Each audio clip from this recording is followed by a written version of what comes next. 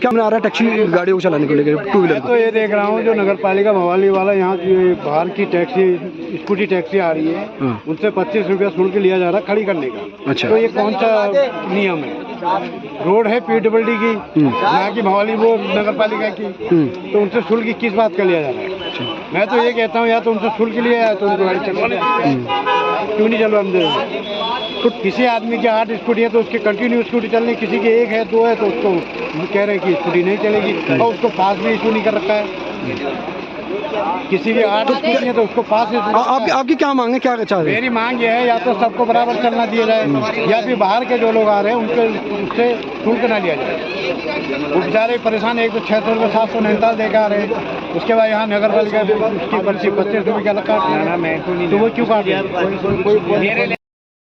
लगातार मामला सामने आ रहा है, टैक्सी जो चालक हैं वो बता रहे हैं कि आधी टैक्सियों को पास दिए गए हैं, आधियों को नहीं दिए। क्या कुछ पूरा मामला है? टैक्सियों को तो सभी को हमने पूरे पास दिए हैं जो नियमों के अनुसार चल रहे हैं। जो एक प्रकरण आ रहा है कि स्कूटी वाले जो है, जहां हमारा शटल सेवा संचालन है वहाँ के लोकल हैं, इनका कहना यह है हम कहाँ जाएँ, तो हमने सबका रिक्वेस्ट की शासन प्रशासन से इन लोगों को पास हम लोग जारी करें ताकि कुछ ही लोग चलें, 10-20 लोग आज चलाएं, 10-20 दूसरे दिन चलें। इकट्ठा चलने में यह है वहाँ पार्किंग की व्यवस्था नहीं है, स्कूटी के कारण जाम की व्यवस्था हो रही है बहुत ज़्यादा वहाँ पे, और आम जनमानस काफ़ी परेशान है। क्या जो पास लगाने की बात कर रहा है नगर पालिका, तो उसके लिए साफ मना कर रहा है कि हम लोग किसी तरीके से संचालित नहीं कर रहे हैं।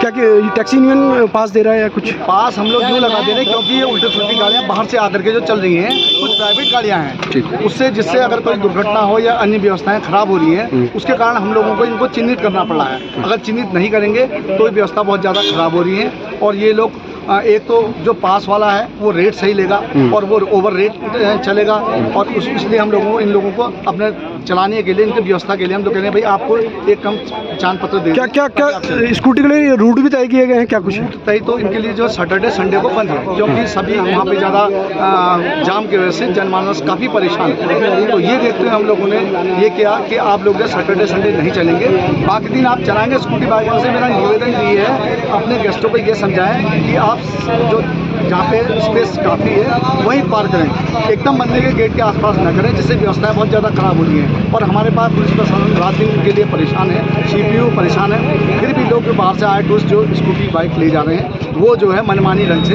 गाड़ियाँ लगाते हैं, क्योंकि 10-20 गाड़ियाँ खड़ी हो जाए तो आराम से हो जाए, लेकिन जहाँ 60-70 गाड़ियाँ लोग नैनीताल से 10 जगह से लेके आ रही हैं, उन लोगों से हमने कहा भैया आप इस पार्किंग में लगाएं, आपको स्कूटी ही चाहिए तो आप ले लीजिए, रिजनेबल रेट में 300 रुपये में आना जाना करते हैं लोग, 2-2.5 घंटे में आते हैं, वो ये देते हैं। वो व्यवस्था हमने कहा चलो सुविधा दें।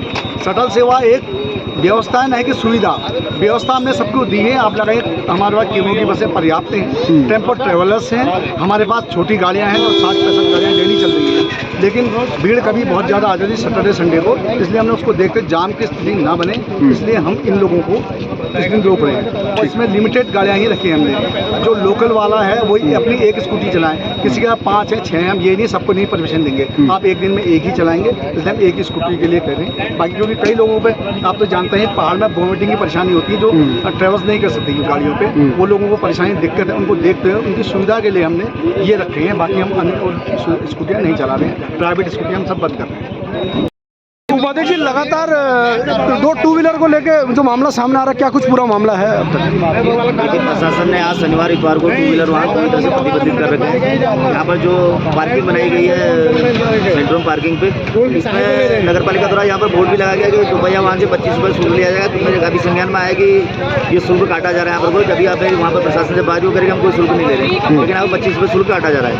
यहाँ पर जो रखे हैं वो करके हमारा आदेश है तो हम 25 रुपये शुल्क ले रहे हैं। टैक्सी गाड़ियों से भी 100 रुपये शुल्क लिया जा रहा है, लगातार मामले सामने आ रहे हैं, इसको लेकर? टैक्सी गाड़ी से देखिए हमारा जो संचालन है, संचालन की हमें व्यवस्था करनी होती है। यहाँ पर गाड़ियाँ कम पड़ती हैं तो बाहर से व्यवस्था करते हैं, उनसे जो भी हमारी जो टैक्सी गाड़ी है उनसे 100 रुपये हम प्रतिदिन का देते हैं। टू व्हीलर की बात? टू व्हीलर से कोई नहीं है, टू व्हीलर से 100 रुपये ले लेगा, मामला सामने आ रहा है। टू व्हीलर से 100 रुपये का मामला। हाँ ये भी मामला सामने। जो टू व्हीलर वाले वाहन है जो यहाँ लोकल की टैक्सी जी उन पर भी देखिए, अगर टू व्हीलर वाहन का कोई ऐसा संज्ञान में तो